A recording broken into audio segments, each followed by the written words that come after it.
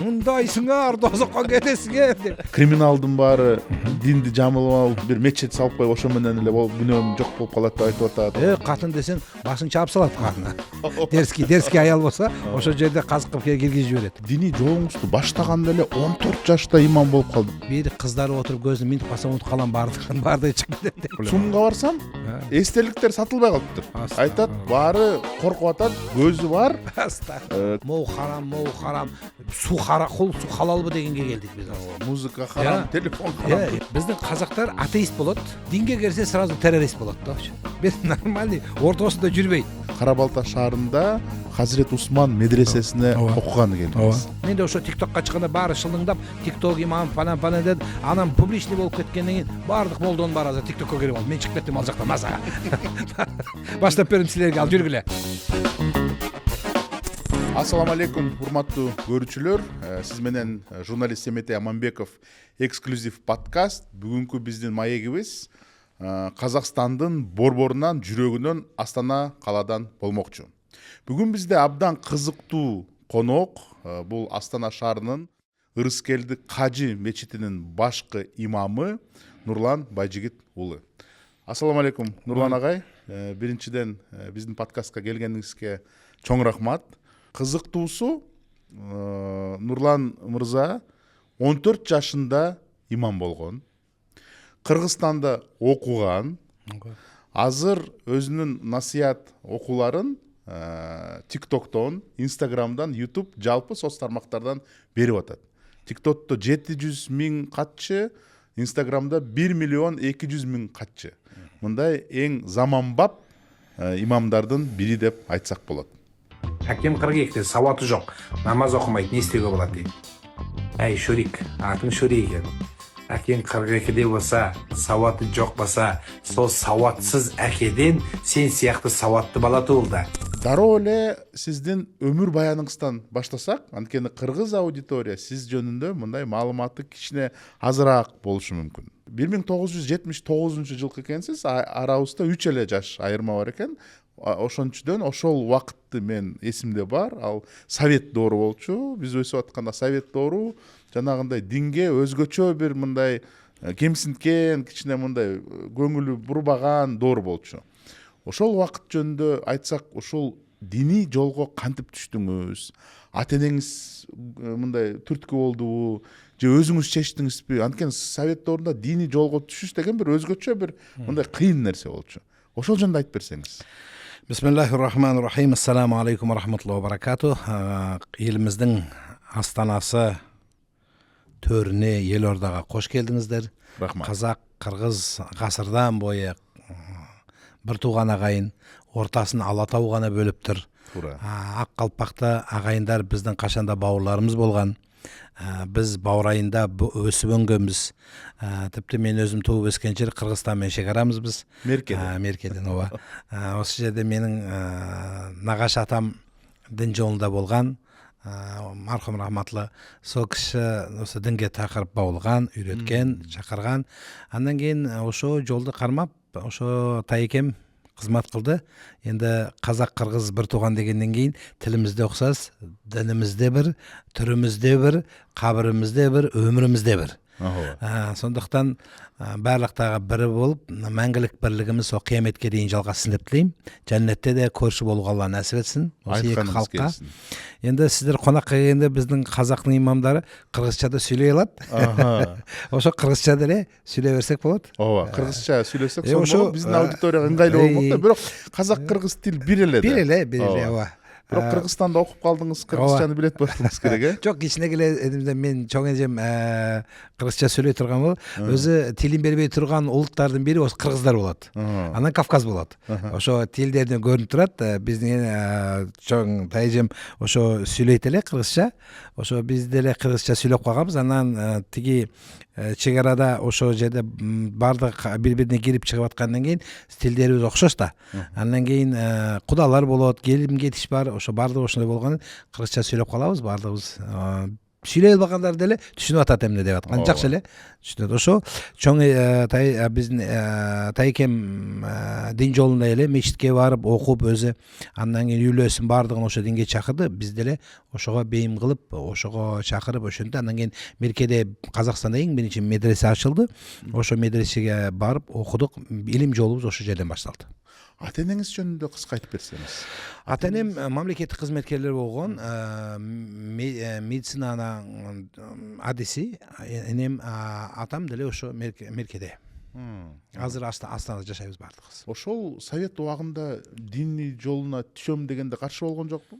Жок, алар каршы болгон жок. Ошо мен өзүм деле биздин казак-кыргызда бир адат бар го. Биринчи чоң неберени ошо чоңдарга берет го. Ошо ошентип тиякта болуп, ошонун колунда болуп, анан сүйлөп алдык. Эмне болду? Эмне деди? Окуйсуңар деди. Хоп дедик. Мен өзүм школда эле жакшы окугам, 5ке окугам. Андан кийин кызыл менен бүтүрдүм школда. Кай жерде окумам, баардыгы кызыл эле окугам. Медаль. Ошондой. Андан кийин кетип атканда тиги школдан кою бербейбиз, ал диндар болуп кетет, барбасын, могу илим жолунда болсун деп бир аз ыйлагандар болду. Устаздарыбыз али деле сүйлөп атам, муалимдерибиз. Азыр сүйлөшүп турабыз, жакшы, тиги таңдооң дурус болгон экен деп баардыгы ушинтет. Батасын берип атат. Анан ушул диний жолуңузду баштаганда эле 14 жашта имам болуп калдың. Ооба, ошо сиз айткан совет вакыты деле да. Андан кийин бизде имамдар жетишпейт. Чоң аталар, аксакалдар, алардын өзү бирөө эле милиция болгон, биринчи муалим болгон, ошо тили келбей ошентип аткандан кийин биз атабыз, чоң атабыз мечитке баргандан кийин бизге деле үйрөтүүчү. Менде ошо кармап мечитке алып барган деле эсимде. Жума күндөрү биз мечитке баратыбыз, ошо имамды угуп отуруп, ал татар эле. Ошо татарча сүйлөгөндө менде ойлойт элем, эмнеге о татарча сүйлөйт? Ал деле татарча сүйлөйтүн. Неге эмне о казакча сүйлөбөйт? Мен түшүнө албай атам. Эми ал маалда балага бир сказка сыяктуу көрүнөт да бизге эле. Абдан эле кызык болуучу. Ошондо билбегенди кайра эле атамдан сурай берет эм. Эмне деп атыр, айтып бер. Тынч отур деп ушинтип коет эле. Анан үйгө келгенде кайра эле айтып беретин. Монтип айтты, монтип айтты. Ошону түшүнгөндөн кийин мындай деп ал өзүм деле ичимден бир Алланын калоо болуш керек. Ошо илим жолуна кызыгып баштадым. Ошо бир 6-7 жашымда эле мени мечитке алып барып баштады. Ошо малдан кеттик. Анан биздин Казакстанга карылар келе баштады Түркиядан. Ошо биринчи карылыкты окуп баштадым. Карылыкты бүтүрбөй медреседе окудум да, түшкө дейин школда окудум. Ошо 6-7-8 класс школда окуп жүргөн малда мечитке барып турат элем. Андан түштөн кийин ошо 5 намаздан кийин медреседе калып окуй тургам. Андан кийин атам кайра эле көп окусун деп ошо мечитке сторождун жанына мени калдырып кетчү. Ошо жерде жат, эртең менен келип алып кетем сени деп. Таң намазынан андан кийин кайра эле школго ошо жерде мечиттен барып туратым. Барып катнайм. Ошентип мечиттин бир абдан эле шарапаттуу чоң алымдарынан, устаздарынан окуп калдык биз. Анан мен таң калганым, элестетип атам да, 14 жашыңызда имам болсоңуз, сизге бир аксакалдар келет, сиз айткандай бирөө милиция, бирөө башкарма, ошолор келип бир насыят сурайм. Анан ошондо мындай сүрдөгөн жоксуңарбы? Кантип мен 14 жашта чоң аксакалдарга акыл айтам, насаат айтам депчи. Ошол малда мен азыр эле өзүм битип изилдеп ойлойм да, кандайча мен сүйлөгөм, кандайча мен уккан алар депчи. Ошо бир караңкы эле бир бөлмөдө светте жартсаңыз бит туруп каласыз да, тура албай. Анан бир адам тети жакта жолдош ошол жакта жүргөн. Ошо постсоветтен кийинки мал ошондой эле деп ойлойм. Бир адам келип, андан кийин мен мечитке киргенимде имам болуп Костанайга биринчи барганым кызмат менен. Ошол жерде баардык аксакалдар ментип туруп калган эсимде. Кандайча кантайча жүрүп атат. Бир кукла сүйлөп аткандай болду. Мондай бир кукла. Өзүм деле азыр да чоңойдум эт жеп. Казактар казы жеп албалды, казы жемеген элем. Мондай элем. Бетим баары ошо баарыктан бир тиги прыщиктер болот го, ошолор чыгып кеткен эле. Ошондой деп энди окудук. Андан кийин медреседе окуп бүтүрдүм, карылыкта да бир аз окудум. Андан кийин ошол малдагы раматтылык Казакстандын чоң муфтийи Аратбек ажы чакырып, бизге имам жетишпей атат. Сен барасың имам болуп деди. Андан имам экзамен бердим. Экзаменден кийин мага айтты, канча жаштасың деди. Паспортум деле жок, свидетельный тиркемеле бар эди. Имамга кыйкырып, эми школьникти эмне алып жүрөсүң деп. Анан кийин башка имам жок деп, жок барасың деп, ошо деп бардым кызматка. Барганда мен эле кичине баламын, билбейм, динди билсем де могу жагын билбейм дегенде, ошо малда аксакалдар туруп бир чоң абышка келип мага айткан эле, сени чоң муфтийибиз чоң адам деп жибердиби могу жака деди. Ооба дедим. Эндиче андыча сиз айтпа кичинемин деп, сен чоңсуң биз үчүн деди. Ошо бир эле сөз мага бир мотивация дейт го ашынды. Азыркы ошо бүгүнкү мотивация болду, серпин болду. Ошо серпин менен кеттик. Чоң десе чоң болоюн деп өзүмдү чоң эле кармап жүрдүм. Ал малда биз селделе азыр эле селе килбейтин болдук да, ал малда чоң селделер кетти. Ошо селдем намаз окуп атканда мен түшүп кететин эле. Ал селе чечип коетин элек. Ошондой малдар да болгон. Ошол убакыттагы эң кызык учурларды айтып бересизби? Болду беле? Мен Куран окуганда бир аял киши келип мага айтат да, сиз эмне Куран окуганда көзүңүз, мен антип эле коркконбу, билбейм, моминтип окуйт экем, көзүм жумуп алып. Моминтип эле жумса болот да, мен каттуу эле жумсам керек. Ошону көрүп баллага да битип карап, эмнеге көзүнү моминтип жумуп окудун дегенде айткан сөзүм әле өзүм эсимде. Эстейм, ментип айткан элем. Бир кыздар отуруп көзүн минтип калса унутуп калам, бардыгы чыгып кетет деп айткан. Ошо балда айткан ошо сөзүн. Ошо унутуп кетипмин мен ал айтканымды. Ал апамыз көрүп калып, сиз мага ошентип айткансың 20-30 жыл мурда деп ошентип айтканы эсимде. Андан кийин бир үйгө барып, бир бала төрөлүп, ошо төрөлгөн балага азан айттым. Кулагына азан айткан малда баланы айттым, ана адам эле көп, меймандар эле көп. Ошо баланы кайра эле келинге бердим, келин тияка калып кетти комнатасына. Анан бир 10 мүнөттөн кийин кайра келди да, мына сүйлөшөсүзбү деп телефон берет мага. Бу ким десем, бу менин энем дейт кыз, келин. Со энемди алё деп бар отурган баары мага карап атат. Бу эмне энесине эмне басы бар деп. Ошо кыз 27 жыл мурда ошо кыз төрөлгөндө азан айткан экен мен.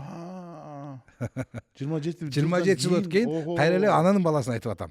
Ошентип энеси айтат да, мен кызым төрөлгөндө сиз азан айткансыз дейт. Мына ошондой болуп атат өмүр болгондон кийин бир адамдын өмүрү. 90 жылдары анан Кара-Балта деген Кыргызстанда шаар бар, биздин шаар. Кара-Балта шаарында Хазирет Усман медресесине окуганы келдиңиз. Эмне себептен, эмне үчүн Кыргызстан, эмне үчүн Кара-Балта? Бизге мага жакшы болду, жакын болду да. Ооба, тиги меркеден жакын эле да. Андан кийин биздин Казакстанда медресенин бир юридический статусу болбоду. Юридический статус болбоду. Элдин ичинде медресе деген аты болгону менен эми юридический законы не признан эле. Казакстан дин идарасына признат эткен менен мамлекетте не признавалось. Документи жок. Ооба, документ жок. Ошон үчүн Кыргызстанга барышым керек болду. Ошентип барып окудум. Андан кийин Абдыхалил Дамулла чакырып көрүп, жакшы окуп чыктым, Кудайга шүкүр. Ошо өзүм тилимдин кыргызчага кайра эле келишине ошо себеп болду. Кыргызстандын медресесинен кандай билим алдыңыз? Эмне деп айта аласыз? Жакшы билим алдым. Имам Хатип анан мударис деген мага адистик берди. Ошо малда ал менин могу уже кандай десем болот, могу бир адам бир замандан бир заманга өткөн болду. Ал малда адамдар, мисалы мен өзүм эле имам болгондо тиги бир хадистерди могу карасаң, сахихпи, сахих эмеспи деп деп айта берсең деле бардыгы ого берчү. Андан кийин балдар окуп калды, чоңдар кеп калды, андан кийин жаштар окуп келип калды. Андан кийин уже окуп илим издешке уже бир сигнал болду. Окуш керек. Ошентип окуп, андан кийин Казакстанда окуп битирдим, Нурмубаракта өчүп кетти. Баш Кыргызстанга барышымдын биринчи сигналы ошондон башталды. Андан кийин Казакстандын бүт региондорунда имам болуп иштедиңиз. Мен карап көрдүм, бул жакта Жамбыл району, баштаганыңыз Жамбыл, Караганда, Кустанай, Ускаман, Актөбө. Ар кайсы региондун өзгөчө менталитети бар. Өзгөчө мындай көз караштары бар. Ошол жактан эмне деп айта аласыз? Ушул кандай көз караштары, сизге кандай тажрыйба, опыт болду? Бардык региондо адам кызмат кылса, ошол жердин адебин, тартибин, турмуштук жагдаяттарын билип чыгат адам. Бир жерде айтылган сөз бир жерде жүрбөйт. Мисалга имам Шафиди ала турган болсок, чоң алыбызды, ал бир чоң хадис китебин жазып, аны Мединеге жазып, анан кайра эле Мысырга келгенде Мысырга кайра эле жазышка мажбур болгон экен. Эмнеге диалект келбеди, адамдар түшүнө албады. Ошо сыяктуу биздин тиги батышты алатын болсок, Батыш Актөбө менен тиги чыгышты алсаң, Өскөмөн-Нагорск алатын болсок, Өскөмөн. Ошонун экөөнүн сөз деленде, иштен деле айырмачылык бар. мисалы могу биздин оңтүстүккө карай Чимкент тарабында, Жамбыл тарабында деле иштедим. Ошол жерлерде бир аялдарга катын деп айтса, биздин мисалы чыгыста я да Орто Казакстанда антип катын деген ал унижение болот. Бизде да ошондой. Ошо катын десең башың чаап салат катына. Дерский аял болса, ошол жерде казык кылып киргизип жиберет. Ошон үчүн ошонун баардыгын билип чыгуу мага бир жакшы тажрыйба болду. Чимкентте бизде ош жак. Чимкентте ал нормально. Ал нормально. Катын десең күнүмдүк эле сөз. Ошо. Мен деле интернетте бир адам сураган эле, аялыма катын деп айтсам болобу деп. Мен айттым, духун болсо айта бер. Ошо духка байланыштуу болот. Ошондой. Интернетти изилдеп атканда ушул Ак Төбөдө бир өзгөчө кырдаал мындай орурак, ал жака динийлерге орурак деп жазылып атат да. Чын деле ошондойбу? Жок, маган эң ошо Казакстандын 4 регионунда маган өзүмө аябай эле жакшы жаккан жер ал Ак Төбө болду. Ошол малда бизде эски Казакстан маалы эле. Ошо эски Казакстан маалында бир аз жагдайлар бизде кырдаал болду. Ошо салафи иштерин менен ал мамлекетте бир аз баардыгы баш-башына иш кылып атты. Мысалы, КНБ өз тарапында, прокуратура өз тарапында, имамдар өз тарапында бири-бири менен бир жерге чогулбайт эле. Ошон үчүн мен бирдеге чогулткан жасап, андан кийин могу жактан баштасам бириси келет, могу жактан бириси келет. Ошол жерде проблема болду. Андан кийин мени бир аз ошо эски Казакстанда бир аз четке чыгарып салды. Ничего, биз диний кызматыбыз кай жерде болсо мен эчтене делеген жокмун. Тиги чоң мечиттерде бир областтын башкы имамы болуп катип, энди Кыргызстанда казы дейт го. Ошо бир эмес 4 регион, 3-4 региондо казы болуп туруп, андан кийин бир кичине эле мечитке имам болуп барыш чоң имамдарга ал оор болот. Нафси жибербейт. Мен жок эле барам деп ошол жерде барып, бир Алматы областынын бир кичине районунун кичине айылына барып эле бир мечитке имам болдум. Ошол жерден кызматымызды жалгаштырдык. Биздин рахматлык кийинки муфтийибиз Абсаттар ажы деген эле, Кудайдын үйүндө отурсаң болду эмеспи? Кандай? Кай жер Кудайдын үйүндөсүң да деген сөзү эсимде калып, табакел алла деп ошол жерде кызмат кылдым. Ооба, мен интервьюңузду окуп чыктым. Негизи ошол салафи боюнча абдан кооптуу бир чоң көйгөй деп айттыңыз. Кыргызстанда да ошондой жанагы Иракка, Ливияга, Сирияга кетип аткан, алданып кетип, анан ошол жактан ошондой болду. Ооба, ошол салафизмдин. Анан биздин Казакстанда ошо террористтик иштердин ичинде болду да. Биздин элибизде де көрүндү, ошо батышта көрүндү. Актөбөдө как раз таки мен кеткенде мен ошону айткан элем. Ошондой болот. Могуга кызмат кылыш керек, иштешибиз керек дегенде. Көңүл буруш керек. Ооба, школдо окуп аткан бала монтип сакал коюп алса, школьник. Андан кийин кыздар, бир кичине эле кыздар, школьница кыздар монтип эле капкара кийип, монтип эле кийип алса, капкара кийип, көзүнө эле карап атса, биз эмне болобуз? Афганистанда ошентип кийинеби, кийилбейби билбейм. Андан кийин айтканда андай болбойт деп айтканымда, мен тиги журналисттерде азыр архивдерде, интернетте турат. Ошондой ожидается деп айтканымда, ошо малдагы полиция тиги чоң кызматтагылар, кокук кызматкерлери келип, анте эмнеге сүйлөйсүз, эмнеге сиз могу нагнетать этип атасыз дегенде мен айткам, эмнени көрдүм, ошону айтып атам. Жок, сиз эмне биз айтабыз, ошону айтышыңыз керек деп. Жок, андай болбойт дегем. Мен эмне көрүп атам? Бизде демократия, дин демократиясы, биз айтабыз керек, мындай проблема бар деп айткан элем. Ошо анан кийин мени тияктан башка регионго бошотобуз деп мени бошотуп кызматтан чыгарды. Ошо малда действительно мен кеткенден кийин бир 15-20 күндө теракт болду. Мен айткам, теракт болот дегем, ошо теракт болду ошо жерде. Мен бардыгы ана журналисттерге кайдан билдиңиз? Мен айткам, мен болот, мен көрүп атам. Мен ошо адисимин. Мен сүйлөшүп атам да. Балалар, школьник балалар туруп Сирияга кетем деп атса, ал эмнеси ал? Проблема да ал. Окуй просто вынужденно бизде школдук 9 класс милдеттүү болгондон кийин эле жүрмүн. Ошо милдеттүүдөн чыккандан кийин мен Сирияга кетем, тияка кетем деген балаларды көргөн элем.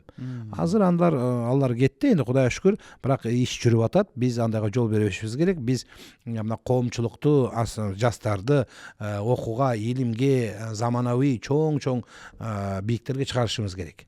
Дин ага бизге тоскоол болбойт. Наоборот, дин жол ачың, окуңуз. Куранда биринчи сөз окуш керек. Динди түшүнүшүндө сабат керек.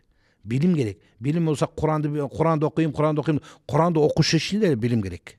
Сабатың болбосо, математиканы билбесең кантип Куран окуйсуң? Ошон биринчи илим керек бизге. Илим дегенибиз биздикилер тек эле динге барып байлап кой. Жок, илим деген ал баардык дүйнөнү камтыйт. Ошон үчүн бизде кичине эле бир жакты болуп калбаш керек. Жан жакта дейт, бар жақтан хабардар болуш керек, илимдүү болуш керек. Ушул жактан алыс кетпесек, мына 1999 жылы бизге Таджикистан, Афганистандан Исламское движение Узбекистана деген бар болчу, Иду Хизбут Тахрир деген кол салган. Азыр жаңы маалымат боюнча Афганистанда кандайдыр бир чоң күчтөр бар, жанагындай религиозный экстремизм деп койбойбузбу? Ошолор туруп ушул Өзбекистан, Казакстан, Кыргызстан, Таджикистан жакта бир халифат түзүп туруп, анан эмне үчүн ушул мисалы үчүн Афганистан ислам шарият менен жашай алат, эмне үчүн булар жашай албайт, ошон үчүн ушул жакта халифат түзөбүз деген пландары бар деп биздин коопсуздук КНБнын мурдакы кызматкерлери айтып атат. Чындап эле ошондой коопсуздук бар окшойт, анткени Таджикстан границасында постоянно ошондой бир ызы чуу болуп атат. Бирок суроо мындай да, эмне үчүн ошол кишилер ушул динди башкача түшүнөт? Жанагындай таш бараңга алыш керек, сиз айткандай караны кийиш керек, ушундай болуш керек. Жалаң эле ушул исламга бир кандайдыр бир жала жагып атат да. Эмнеге ошондой болуш керек? Негизги суроо кантип ошону биздин жаштарга туура түшүнүш керек? Ислам деген бул башка деген сөз да.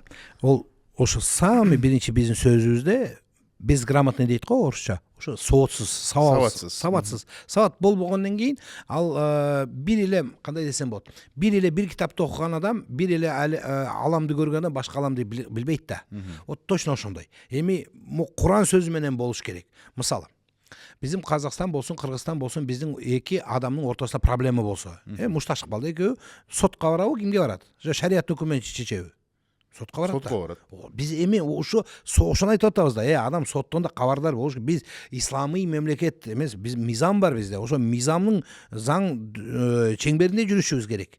Биздин Казакстанда биз жакшы сөз айтып атабыз, азыр бардыгыбыз президенттен баштап заң жана тартип. Ошо заң, тартип тарады, мыйзам жана тартип. Ошо менен жүрсөк болду, бизге проблема болбойт. Биз тиги Афганистанга карап, Сирияга карап келбешибизге. Биздин мына диндарлар ошо кай жерде окуду, окушу жерден келгенден кийин дин менен арабиянын дастурун билбей атат. Дин эмне, дастур эмне? Арабтардын дастурун киргизбекчи бизге. Салтын ооба. Ошо салтын бирге киргизбек. Салт башка, арабтын салты бизге керек эле жок. Биздин чоң аталарыбыз, энелерибиз, чоңдарыбыз динди кармаганда эмне соотсуз беле.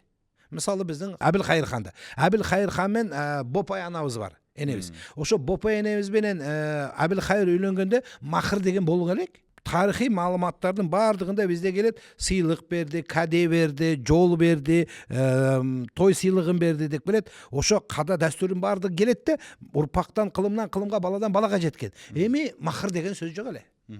Ошондо эмне? Биздин ата бабаларыбыз соотсуз беле, илимсиз беле.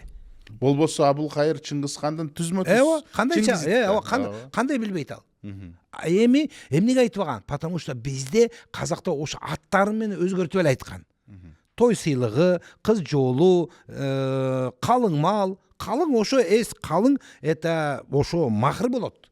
Ошону түшүндүрө албай атам. Тиги Арабиядан көрүп келет да, ал жакта моундай экен, махыр моундай экен, хадисте моунтуп турат деп, казактын, кыргыздын болсун деле бардык салт дастурлөр менен ширк этип, бидаат кылып чыгаргандар бизде толтура жүрөт. Ошону мен койгуна Раматтуу Чубак ажынын прям четко айтып түшүндүргөнүнө, биринчи көргөндө Чубак ажыны биз Казакстанга келгенде көргөн элем. Ошондо айткан сөзү мен өзү сураганбыз. Махыр деген эми махыр тууралуу сураганда ошо жамалды айткан эди. Ул тараптан кыз тарапка той максаты менен берилген дүйнөнүн бардыгы, үйлөнүү максаты менен берилген. Ал эми кунду болсо, бир ценности болсо, ошо эле махыр деп айткан. Калың. Ошо калың, ошо махыр. Биздикилер түшүнбөй атат, тиякат бурду, биякка бурду. Халыкты, ултты эки элге бөлүп жиберди. Махырды колдой тургандар жана махырды колдобой тургандар болуп. Энди зыялы кавым деп айтайын, тиги чоңдордун бардыгы жок ал десе, биздикилер чыгарып бидаат кылып атат да. Ошо элдин ичине ызы чуу чыгарып атат. Ошого биз жол бербешибиз керек. Биздин улттарыбыз, казак болсун, кыргыз болсун, бир дастурда өзүбүздүн салтыбыз менен, ата бабалардын жолубуз менен казак динди салты менен, дастуру менен түшүнгөн. Ошону кармап калышыбыз керек. Ушул жактан туура түшүндүрсөңүз, дин деген эмне, салт деген эмне? Анткени мисалы үчүн Кыргызстанда бул жылы эң популярдуу ат жалаң арабтардын аттары болуп калды. Раяна, Умар жана башкалар, Абу Бакир башкалар болуп калды. Анан кандайдыр бир чүч күрсөң ак чүч дейсиң да кыргыздардачы. Бизде да Анан альхамдулиллах деп калды да. Анан ошондо жана калкты экиге жарылып калды деп атпайсыңар. Бирөөлөр айтат, жок, кыргызча болуш керек, эмне үчүн араб сөздөрүн алып келип атасыңар, эмне үчүн араб аттарды алып келип атасыңар. Тигилер айтат, башкалар айтат, жок, канча тил болсо ошол жакшы, тилдерди билиш керек деп. Ушул жактан түшүнбөстүк болуп атат чын эле. Мен минтип айтам өзүм. Биздин казактар атеист болот. Динге келсе сразу террорист болот да. Бир нормальный ортосунда жүрбөйт. Ооба. Жакшы, бир кыздын аты Айсулуу экен. Айсулуу келип атат, мага эмне атымды өзгөртөм, Айша кылам дейт. Эмне үчүн сен мага Айша энекебизге окшогуң келет. Сен атың менен эмес, затың менен эмнеге окшобойсуң? Ишиң менен, жакшы амалың менен, сөзүң менен, уятың менен, ата эне чоңдорду урматың менен, ошо менен жетсең болбойбу? Эмнеге атың менен жетсең? Бизде эле аты барлар көп, аты заты аябай эле окумуштар бар. Ами динден бир эле боюнда бир касияты жок, осуяты жок адамдар көп эле. Көп эле. Террористтер деле чыккан ошо аты аябай окумуштардан. Бизге далил могу болуш керек. Мухаммад саллаллаху алейхи вассаламдын алдына сахабалар келип биз исламды кабылдайбыз дегенде, мисалы Абу Бакрды алалы. Ал Абу Бакр деген исим исламнан да бурун болгон эле. Ал мусулман болбой турганда аты Абу Бакр эле да. Ошо исламга келген малда пайгамбар саллаллаху алейхи вассалам атың болбойт, атыңды башка коебуз деди. Жок. Калды Абу Бакр. Хотя Абу Бакр төөнү жетектеген адамга айтылат. Мауия тиги итке айтылат. Тиги ит кичине ава ау деп өргөн иттердин ошо эми келип пайгамбар саллаллаху алейхи вассалам жок, андай болбойт, атыңды өзгөртүш керек, алмаштырыш керек деген жок. Ол Мауия болуп калды. Тиги Саад ибн Аби Ваккас болуп калды. Биздики эле ошого окшодум деген сөз биз мына форма менен окшогубуз келет. Атыбыз менен заттан жок болуп атат да. Кийим, ат. Кийим, тиги чоң көйлөктөрдү кийип алып, могу сакалы менен биз тиги бир эки террористти кармады, адамды мунтуп өлтүрүп салган. Андан кийин сакалын карасам моундай. Сакал сүннөт. Важип дегендер деле жакшы, о сүннөт менен өмүр кечиш керек. Ошо бизге главный болуш керек. Эл, тил, мамлекетти сүйүү ошо мусулмандыктын жолу ошо. Азыркы заманда нагыз мусулман элине патриот болган, тиги бош эле көчөгө чыгып кыйкыра турган, колуна таш алып тияка ыргыта турган, андан кийин май деп көчөгө чыгып ыргытып, TikToктан социал тармактардан сүйлөй тургандар эмес. Кырып атат, жоюп атат деп. Жеп атат, келип атат, кетип. Жок. Чынчыл. Биздин бир акимиздин сөзү бар эле, ошо мага бир жакшы өмүрлүк бир нуска болду. Минтип айткан эле. Патриоттук подъезден башталат деп. Эмнеге? Подъездеги жаткан ошо, ооба. Тазалык. Ошо истинный патриот, какырба, түкүрбөй исламда дүйнөсү талап эткен дүйнөсү ошо да. Кандайча энди биздин мусулмандар чыгып алып ата жолубузду, ана жолубузду, келе жаткан жолубузду баардыгы ширк десек, бир убакта Манаска да сөз тийгизгендер болгон. Биздин казактан да батырлар жырын унутуп баштадык бизде. Казакта да батырлар жыры бар. Битти азыр. Биле турган адам бир аз эле адам калды. Эгер биз ушу кете берсе, биздин маданиятыбыз, биздин творчествобуз вообще жок болуп кетет. Жок, андайга жибербеш керек. Жарапазан, батырлар жыры, андан кийин макал мателдер, ырлар, кара өлөңдөр, Абайдын өзү ырдаган жакшы көргөн. Әнди жакшы көрсөң, менче сүй деген. Мен кандай деле сүйөм, сен деле сүйөм. Мына бизге үлгү боло турган эми. Биз тиги бир араб бир жигит тиги нашиттар дейт го, ошо арабча ырдарчы. Ошо ырдардан коюп апты бир өлөң. Аны мен сурадым, түшүнүп атасың эмне десем, жок, түшүнбөй атам дейт. Просто кулакка жакшы угулат дейт да. Сен билесиңби эмне деп атасың? Жок дейт. Өлүм тууралуу айтып атат. Мен жакында өлөм, өлүм мага абдан таттуу деген сөз дедим. Астагфирулла. Ушуда билбегенден сокур табакка баары жем. Сен Куран койсоң деле өндөй айтам. Хотя ислам коюшка болбойт дейт. Эмнеге биз телефонубуздан азыр туалетке дейин кирип баратын болдук ошо телефонмен. Азан кизет деген бар бизде де. Тиги азан чыгара турган намаз маалында. Ошо жерде бардыгын айтам, ошо жерде азан доошун алып ташташ керек. Сигнал коюп коюш керек. Эмнеге биздикилер алат да бардыгы азан коюп коет, туалетке кирсең, туалетте намаз маалында азан чакырып атат. Кандайча ал? Мына ошо сокур седим дейбиз биз аны. Сокур. Просто формасы бар, ичи жок. Ошону кантип түшүнүш керек? Мына жакында үйүмө бир конок келди. Манастын эстелиги турат, скульптура. бул деген исламга жатпайт.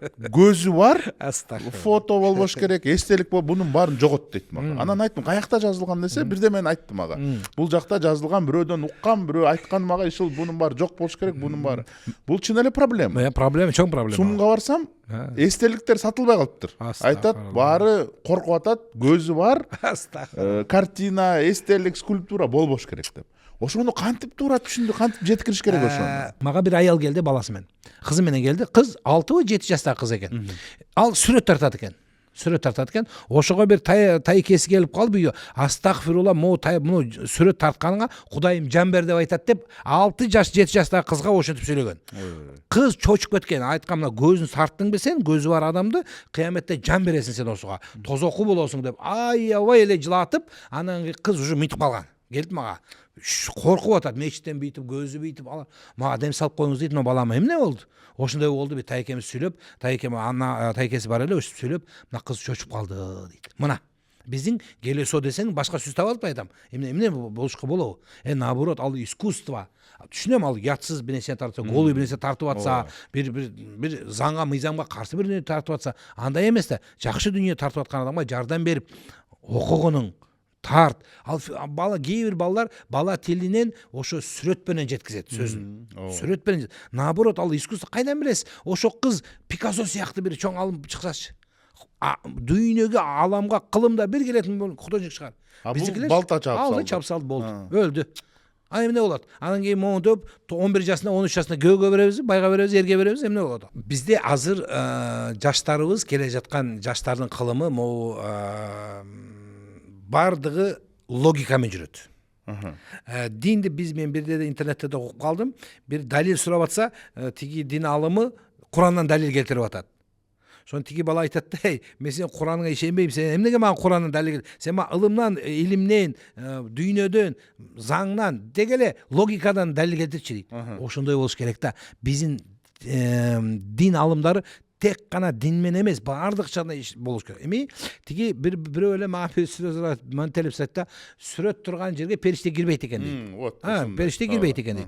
Мен айттым, сен эмне периште менен күндө сүрөтүп атасың, ия дедим. Как будто күндө эле учурап салам алейкум дегендей. Намаз тууралуу келген Куранда аятта мен кавма деп келген. Кавм деген туруш. Яни намаз менен өмүр кетиш керек. Окушта айтылбайт. Бизде көп эле бүгүн намаз окуп, анан кийин ыргытып салган, бүгүн баштап анан кийин таштап кеткен, бүгүн хиджабты моунтез менен анан ыргытып салгандар көп эле болуп калды азыр. Особенно блогерлердин көбү ушинчип атат. Биздин Анжелика деген чоң блогер. Жакшы эле чечипсиң. Ал чечкенде де моунту чечип аткан жок да. Сразу лямка кийип кетип атат. Ламкадан могу жактан тияка секирип атат. Ана орустардан бир сөз бар, бир кырдалдан экинчи кырдалга дегендей, бир от крайности до крайности кетип атат. Андай болбойт да. Пайгамбар саллаллаху алейхи ва саллям да айткан эле эмеспи, диниң ортосун кармагыла деп. Биз тиги хадисте деле келет, мустахаб болгон, сооптуу болгон иштерди парыз gibi кармап, парыз сыяктуу кармап, анан кийин өзүңдө тура албайсың да. Ошо айткан сөзүңө, мисалы бир адам сурак коюп атат, ол сурактын жообуна өзү деле даяр эмес. Сен сурак койдуң, өзү даяр бол. А сен даяр эмесиң, просто сага сөз керек, шылдыңдоо керек, ошон үчүн угуп атасың, анан кийин динди да өстүп шылдыңдатып ыргытып коюп атсың.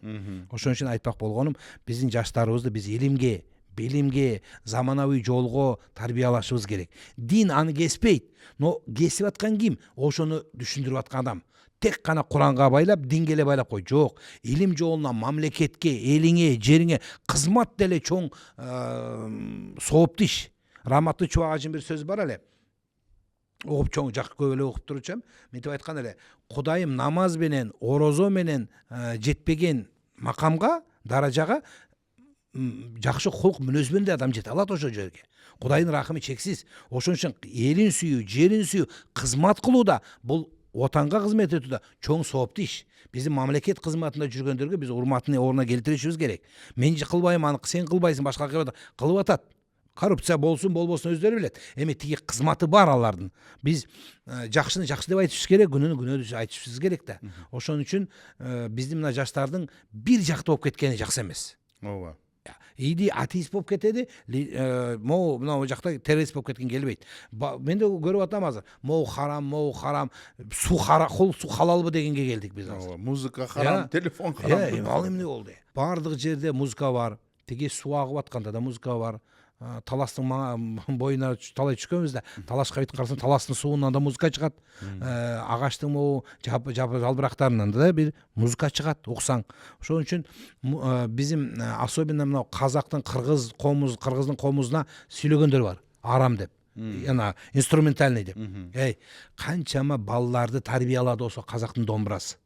Кыргыздын домбурасы Калыгул Байулунун атамыздын, байкемиздин айткан сөздөрү канчама хадис, аятты ичине жыйнап алып атат. Энди биздин кей бир адамдарга арабчадан көрө өз тилибизде, казак эне тилибизде түшүндүрүп берсек аябай жакшы болбойбу? Албетте. Ал келбейби? Какая разница кандайча келди? Тиги бир адам мечитке барып вагызды укканча тиктоктон деле угуп атат. Мен де ошо тиктокко чыкканда баары шылыңдап, тикток имам панан деди. Анан бардык адамдар ошентип таанылгандык ошондой бир публичный болуп кеткенден кийин бардык молдонун баары азыр тиктокко кирип алды. Мен чыгып кеттим ал жактан масага. Баштап бердим силерге, ал жүргүлө. Устаз, әйелине дейді, өз фамилияңды беру дұрыс па дейді. Ардақтым, сен әйеліңе өзі тамақ берші, киім бер, бриллиант бер, ақша бер, оған Каспийден көп. Болды, оған фамилия керек жоқ өзі. Өз фамилиясында қалда берсін, тиіспеші соның фамилиясында. Өзінің фамилиясы нормальный. 3 жылда быйылгы кеткен бул орозодо бир адам сурады. Шилекейин жутса болобу деп. Казакстанда бир эле өзү калыптı жутпай жүргөн. Ошо уруксат бердим, ал соң 10 күндө жутталды эле. Болду да эми. Азыр бу эмнен көргөзөт? Интернеттен коюлган сурактар карасаңыз, уровеньди көргөзөт биз. Кандай деңгээлибизди көрсөтөт. Кандай деңгээлде биз жүрүп атабыз. Эми ошо деңгээлдеги адамдар, биз садиктин адамдары десек болот. Ошо садиктеги балдарга тиги чоң академиянын университеттин китебин окуйбу? Мен ошо садиктеги балдарга, тиктокту мен садик дейм. Ошо тиктоктогу балдарга, садиктегилерге тинч отургула, бабай келет десем, биякта окудум келген Сириядан, Иорданиядан келген устаздар мынтип атат: "Астагфирулла, бабай деген жок, эмнеге айтып атасыз" дейт. Ал балада эми ода кандайча түшүндүрөбүз ага. Зинамен туылған бала қандай болады дейді. Тәрбиесі жақсы болса мынандай болады. Әкесі бардың да тәрбиесі болмаса мынандай болады. Әкесі бастық болса да тәрбие көрмесе мынандай болып қалуы ықтимал. Диндин жолунда жүрбөгөндөр айтат да, мен журналист катары мына ислам деген бале болду, тигиндей болду, террористтин баары ошакта, криминалдын баары динди жамылып алып, киши өлтүрүп коюп, анан бир мечет салып коюп, ошо менен эле күнөөм жок болуп калат деп айтып атат. Кыздарды зордуктап коюп атат.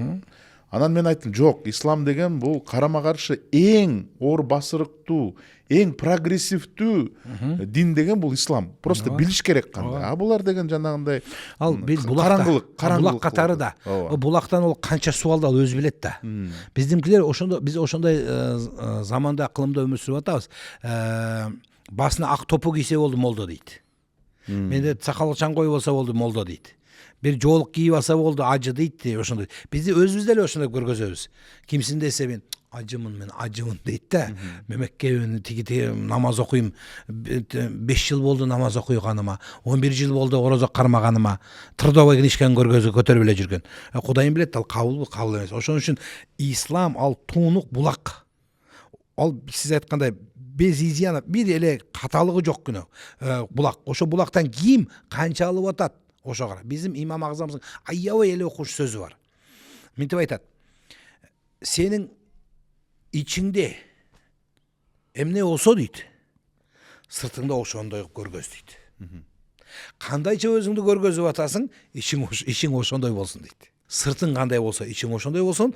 Ишин кандай болсо, сыртыңды ошондой көргөз дейт. Бизде наоборот, сырты мындай, ичи башкача. Бизде адам аласы ичинде болуп калды да, мал аласы сыртына чыгып кетти.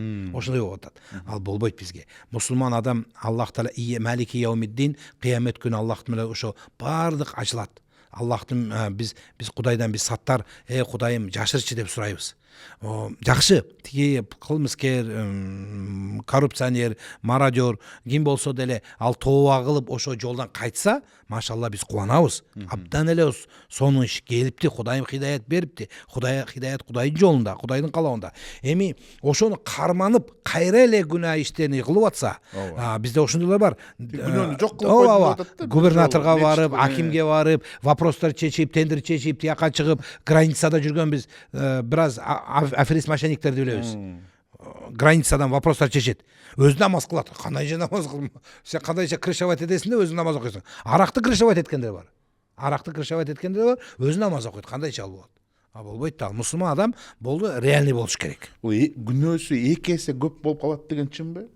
Ооба. Ким дин менен жамынып ошондой деп атса. Бул хадис келет. Мындай адамдарды Расулулла саллаллаху алейхи вассалам билесиз кимге айтат? Тажалга теңейт. Тажалдан оорураак болот. Тажал бериде калып калат. Ана коронавирус кезинде бардыгыбыз ортобуздан мечитте намаз кылганда тигиле 1 метрден турдук го. Ошондо бир салафи жигит болбойт да тиги. Астагфирулла, сиздер Кудайдан коркпойсуңуз, могу жерде бир жакын туруш керек, хадис келет фалан, абдан эле кыйыр кылып атат. Мен келип калдым, бир тош катуу чыгып атат. Эмне? Бир жакын туруш керек. Тиги жакын турат, качат. 1 метр туруш керек деп. Эмне болсом, бияка турбасак дейт, могу жерге шайтан турат дейт. Айтып, коронавирус турганча шайтан тура берсин дедим. Шайтан уже свой болуп калды. Шайтан тура берсин дедим. Коронавирус турганча дедим. Ошол сыяктуу сол. Кантип TikTok, Instagramга келдиңиз? Каяктан идея жаралды? Мен ошо малда как раз пандемияда бардыгыбыз эле могу телефонго бит тизилип калдык да, чыга албай. Чыга албай калдык. Баары эче чыга албай калдык. Аялыбыз деле кооз көрүнүп ошондой болуп калдык бардыгыбыз. Андан кийин эмне кылалы? Пандемия битти, тияк ачыла баштады, жан-жак. Ошо ачылган малда көрүп жүрөт келем. TikTok деген чыгып, ошо TikTokта бир балдарыбыздын ылаганы, күлгөнү, андан прикол кармаганы, ата-энесине прикол кылгандардын бардыгы чоң просмотр болуп атат. Жаштар көрүп атат. Андан кийин ал TikTok'уна ошондой бир бала экен, кирсең чыга албайт экенсиң. Чыга свайп этип эле чыга албайт экенсиң. Намаздарын кала баштады көп адам. Ошондо көрүндө эмнеге чыкпашка, эмне сүйлөбөшкө деп чоң бир-эки алымдардан сурап элем, эми TikTok деген бар экен, насаатты ошол жерге көчүрбөйлүбү десем, мага айтат, астагфирулла, ошондой жерге динди алып барабызбы энди. Энди чоң абдан эле осундай бир идеальный динибизди тияка алып барсак, биз ким болголу? Ким болобуз анда? Деп ойлонуп туруп, жок андай болбойт. Деп аларды укпай эле мен өзүм TikTok'ка кирдим. Киргенде андан кирдим, видеолор сала баштадым, карасам 4000, 5000, 10000 адам көрө баштады. Андан кийин карап көрдүм, прямойго чыктым. Прямойго чыксам 3 эле адам көрөт. Бирөө аялым, бирөө КНБ, андан кийин бирөө балам көрөт. Анан экиге түшөт, экиге түшкөндө карасам балам уктады, кетти. Анан кийин тиги көрүп атат. Ушундай 200 болду, 300 болду, 500 болду. Ошо малда bizim din alımlarından bir din idarada иштей турган bir адам, Найып муфти мага чыгышка болбойт. Муфтияттан болбойт. Койгонуң бул TikTok'ту эмне кылып атасың? Вообще чыкпаганың деп предупреждение берди. Сүйлөй берсин деп чыга бердим. Дин жетиш керек, кандай болсо да жетишсин. Bir adam bolsa da okusun, dinimizin barkı her bir adamın kulağına жетсин. Деп айтып келип, андан 30 000 болду, 40 000 болду ошо TikTok. Жаңа айттым го, TikTok имаңдап шылдыңдай баштады бардыгы. Шылдыңдаса Кудай көрүп турат менин ниетимди деп эле койбой чыктым. Андан bir жигитти айтты, биздин мамлекет башчысы ошол малда как раз жаңы Казакстан болду, президент алмашты, кантар окуясы болду. Андан кийин ошо президентибиз Касым-Жомарт азыркы Кемелұлы Токаев президентибиз көрүп, мага бир адамдар айтты, президент сени угат деп. Эва, мен айттым, президент кандай жоксун, эмне кылам, мен кичине эле адам десем, жок угат деди. Андан мага ошол малда министр телефон чалып, президент уга турганын кабар берип, андан бизге көрүштүк. Анан президент өзү деле айтты, мен сизди угам деди. Абдан соң рыза болду. Ошо жаштарды угуп, андан кийин артынан лестирип, барган жеримде азыр жаштар эле көп эле угат, баардык эле сүрөткө тартат, сурактар берет. Түнгү саат 3-тө бардыгы уктап аткан малда прямойго кирсем 5000, 10000 бала угат. Ата-энеси уктап атат, ол ойлоп атат, балам уктап атат деп. Бала уктайбы? бир аял молда айтса керек. Молдеке, мен күйөөм далада жатат, тиги чөп мая бар да, маянын үстүнө жатат.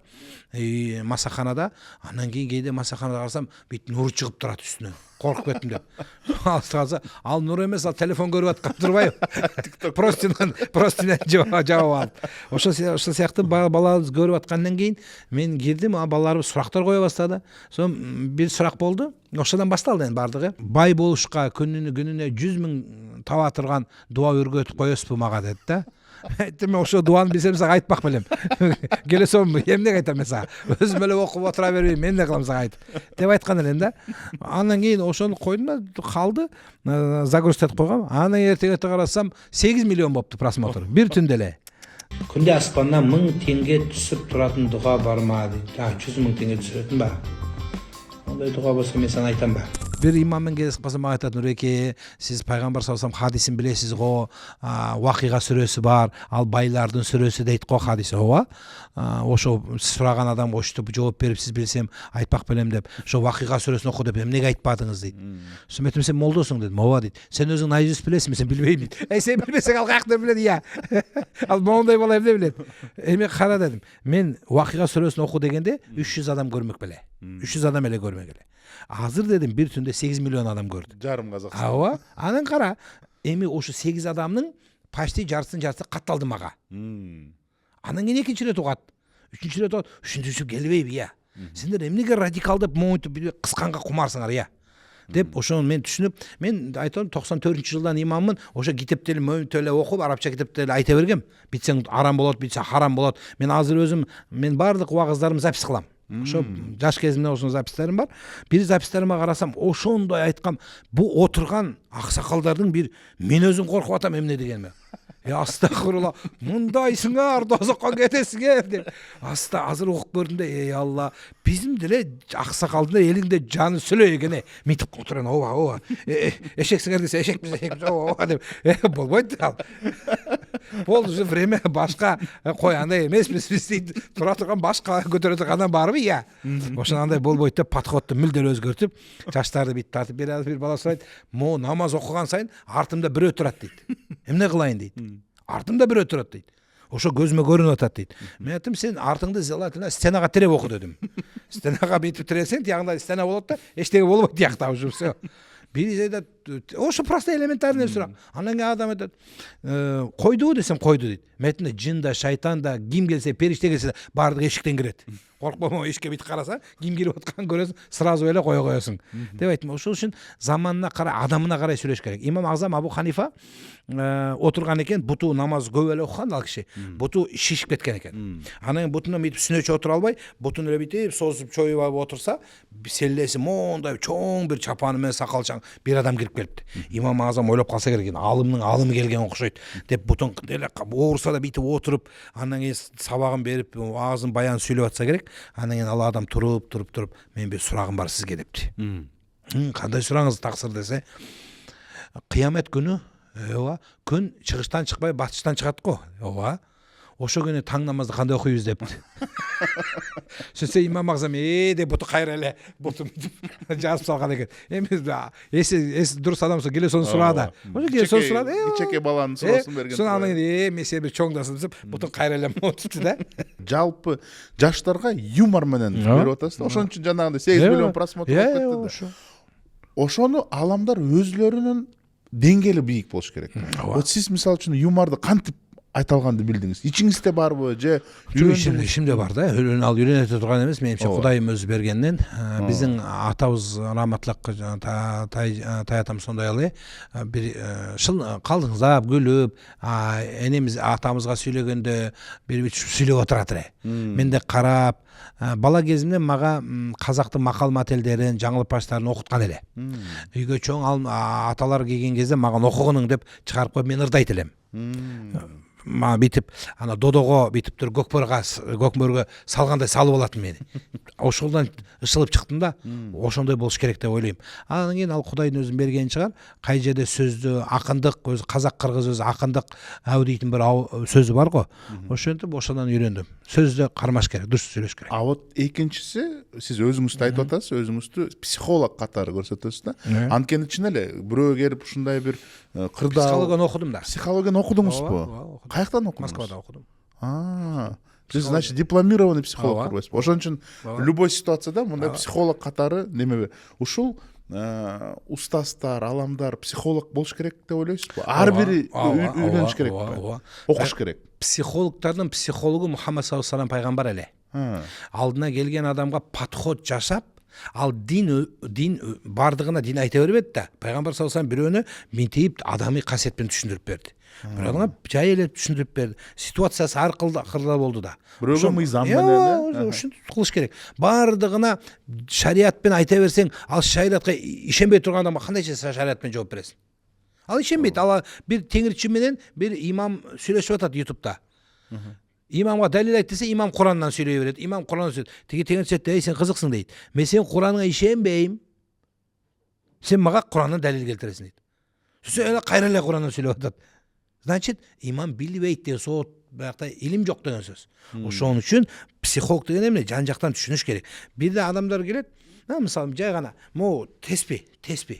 Теспиди биздин казакта да ошондой бар. Теспинин жиби үзүлүп кетсе, ал жакшыга бааланбайт. Мен эстигем, бир элдин ичиндеги сөз эле. Ошону бир адам сурайт да, бүйтүп теспи үзүлүп кетсе эмне болот деп. Бир адамга жооп берипти, астагфирулла, эмне болот? Ширк болот ал деп. Енді адам ширк болот деп кетпейт да. Менен сурады, эмне болот деді. Мен айттым, жибеле китайский дедим, болды. Ал да күлдү, мен де күлдүм. Ошондой дейді, китайский жип дедим.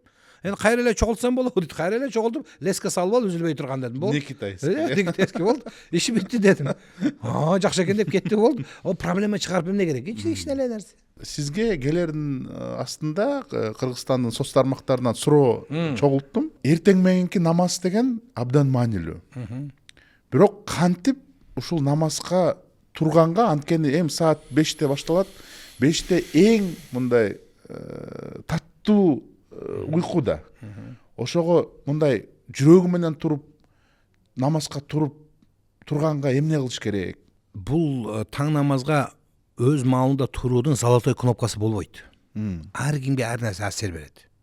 Бир адамдар болот, мен сизге айтайын, жакшы методу, албетте эле дин менен келсек, иман, Кудайдан коркуу, сооптун сообу ошо таң намаз болот.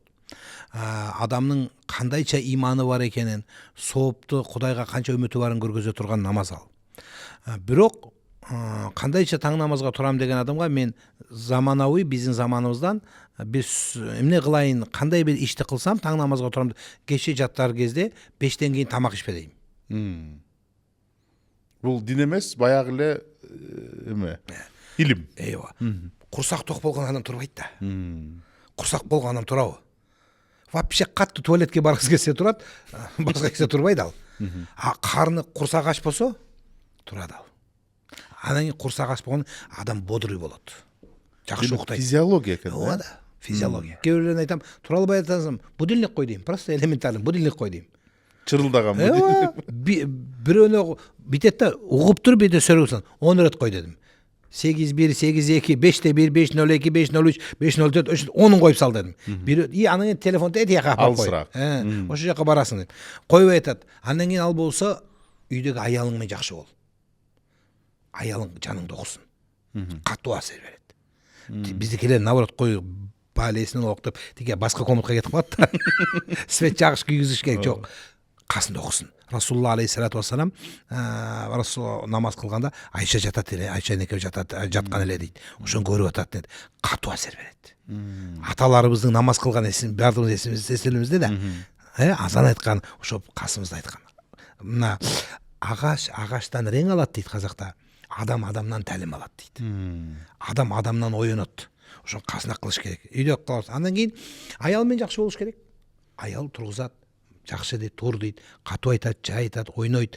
Андан кийин спорт. Ошо иш, методика. Заманауидан спорт. Кечине бир мал прогулка. катуу нагрузка эмес, акырын эле. Прогул. Биздин казак кыргыз нагрузка кылбайт. Нагрузканы жакшы көрбөйт биздикилер. Биздики катуу нагрузка корсак тойгузганда туалетке барганда бизде элеке эле нагрузка бизде. Башка нагрузка жок бизде. Казактарды билем, кыргыздар ушакчынын бир улуту болуп калды.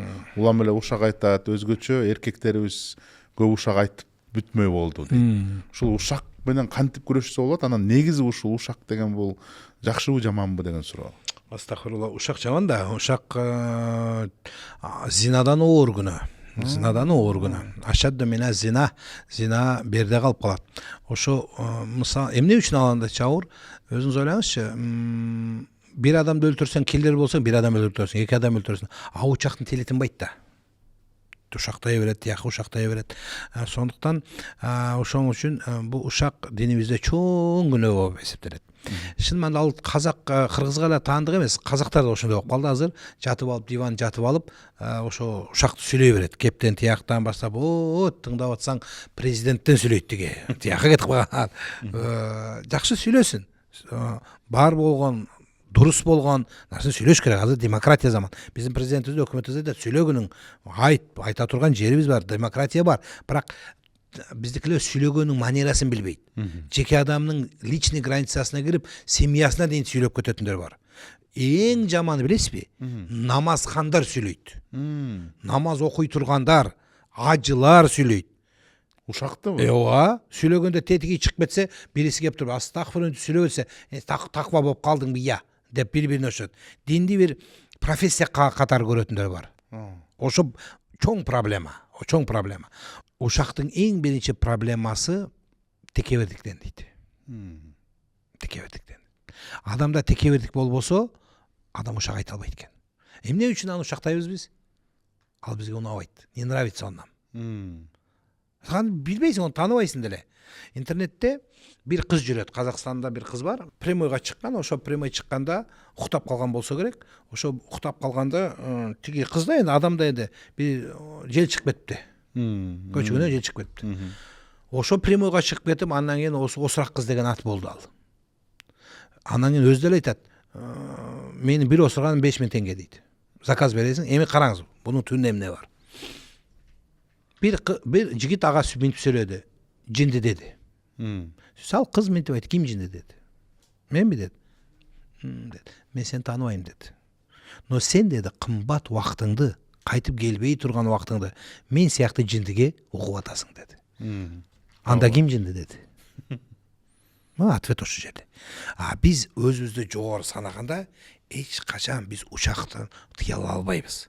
Биз өзү намаз эмне үчүн? Намаз адам нафсин тарбиялөө үчүн. Эки рет эмне үчүн коебуз? Мин халакнакум, биз топурактан жаратылганбыз, ва фиха нуидукум, кайра ошо жерге барабыз. Ва мин ханухружукум тарату, кайра ошо жерге. Ошо эки рет туруп, я Алла, мен топурактан могу жерден мурнумузду бит көтөргөндө, мурнуңду төмөн уруп, мурун тийиш керек биздин мазхабта. Мурнуңузду төмөн жаап, жерди жыттап, мен ошо жерден чыкканмын деп өзүн текебердигин сындырсаң, ушакка убактың калбай калат. Сүйлөйүн ушунда турбайбы? Бизде биз кимсиң ал, мен деле бүтсөм бүтө алам деген ушу жерден кетет аңгеме. Дүйнөдө эң биринчи күнөө кай жерден башталган? Эмне күнөө? Текебердик күнөөсү. Аллах Таала адам атага шайтанга сажда эт деген этпеди да, эмне үчүн этпеди? Текебердиктен этпеди. Ал топурактан жаратылган, мен оттон жаратылган. Текебердик кылды, мен сажда кылбайм деди. Мына көрдүңүзбү? Эми дүйнөдөгү эң биринчи күнөө текеберлик, ошо текеберликтен чыгат бардыгы. Формуласы ошол жерде. Адамда текеберлик эмне үчүн айтабыз? Жөнөкөй бол. Аллах Таала пайгамбар саллаллаху алейхи ва саллам жөнөкөйлүктү айтты. Пайгамбарыбыз саллаллаху алейхи ва саллам жөнөкөй болду. Сахабалардын баардыгы жөнөкөй болду. Эмне үчүн? Эмне үчүн ал ушак айтпады? Жөнөкөйлүктөн. Текеберликти жеңдиңби? Битти, сен ушак айта албайсың. Ушакты сүйлөйсүң, текебердик болгон. Андай эмес, ал мындай болуш керек эле. Ал сен өткөн семен келишпейт. Эмнеге семен келишimiz керек? Неге сен айтканың болуш керек? Потому что сенде текеберлик бар. Менин сөзүм жүрүшү керек деген. Адам сөзү жүрбөйт да. Кыргызстанда азыр кооптуу суроо болуп атат. Бул деген үй бүлөлүк зордук зомбулук. Күндө кыздарыбыз, келиндерибиз, карындаштарыбыз каза болуп атат Кыргызстанда. Эң кооптуу өлкө болуп саналып болду да, жана эме боюнчачы, дүйнө боюнча. Анан тилекке каршы эми себептери көп, бирок тилекке каршы кээ бирлер ушул динди жамынып алып, унчукпаш керек, аял унчукпаш керек, баш ийиш керек, ислам дини ошого ачып атат деген бир немелерди кылып атат да, бир отговоркаларды ошо менен жамынып атат да. Негизи ушул ислам зордук зомбулукка кандай карайт? Куранда аят турат го, ла икраха фи дин, динде зордук жок. Динге чакырышта да, өмүрдө да, мыйзамда да, бардык жерде динде зордук жок. Вообще зордук жок. Аялдын өзү демократия. Биз тиги биздин элде жүрбөй турган заңдар менен элдин башын катырмаш керек. Куранда аят келет, ургула деген бир сөз бар. Ошо сөздү биздикилер дуруш тафсирлебей, аялды уруп туруш керек, аялдар унчукпаш керек, башын жарып салса да өлө берсин деген болбойт. Эмне үчүн? Биздикилер динди монополия кылыш керек. Дин менен митип бир курал катары. Аялга да эмне үчүн? Аял эмне үчүн унчукпаш керек? Мен сизге айтып берейин. Эки эле маселеде. Биринчи акча сурабаш керек, или төркүнүнө өзүнүн элине барбаш керек. Экинчи эмне үчүн? Эри токол алганга өз правасы болуш керек. Мен өзүм билем. Сен унчукпа. Эмне сүйлөй берсең оозун уруп, жагын кыйратып салат. Болду эркек. Эркектик деген бизде азыр эл коргоо, жер коргоо, адал дүйнө табуу менен эмес. Аялдын оозун жаап, жагын сындырган менен өлчөнүп калды азыр. Я же мужик мен аялым сүйлөп. Мужиктик аялды менен арасына чыккандык болот ошо. Биздинде де Казакстанда ошондой болуп атат. Алдыңгылар уже аялдарын уруп өлтүрдү. Кетти соттолуп. Бул эң чоң проблема. Буну качан биз урматын түшүнөбүз, өзүбүз кызды болгондо, андан кийин бунун кадырын биз имам, дамла, молдолор түшүндүрүп бериш керек. Аялдарды коргош керек. Они заслуживают уважения. Биз энени коргойбуз да, эмнеге аялды коргойбойбуз? Аялда бизде күчүбүз болса, анын Алласы бар. Аллах Таала акысын алып берет ага, рано или поздно. Ошон үчүн андай келбеш керек. Ал вообще чоң проблема. Күнөөбү бул? Күнөөнүн күнөөсү. Аллах Таала кыяметтин күнү эң биринчи акысын алат. Аялга Расулулла саллаллаху алейхи вассалам бул дүйнөдөн кетер кездеги вада хутбасында болсо аял тууралуу айтып кетти. Аялдардын акысы алсыз жандык.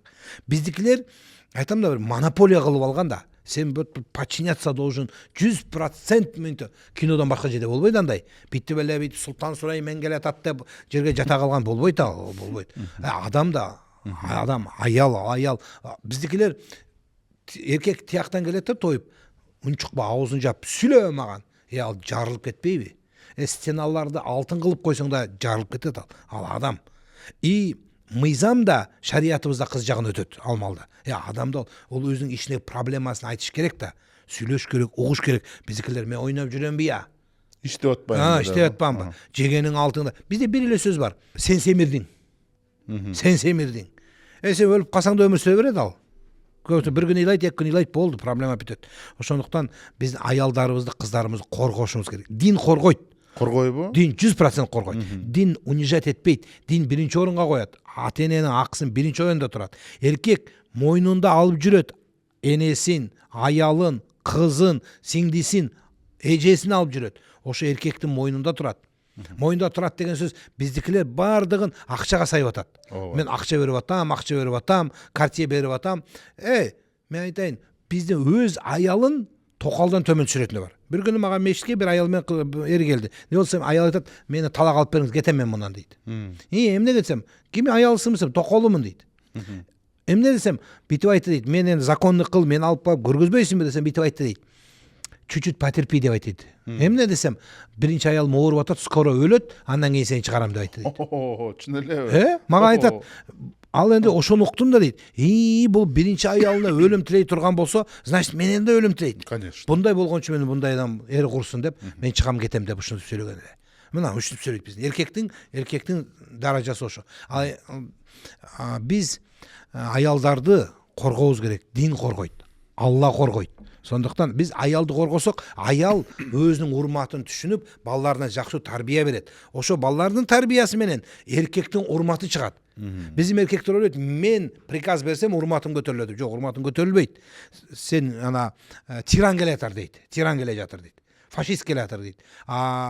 Биз урматын аялды урматтасак, аял үйрөтөт.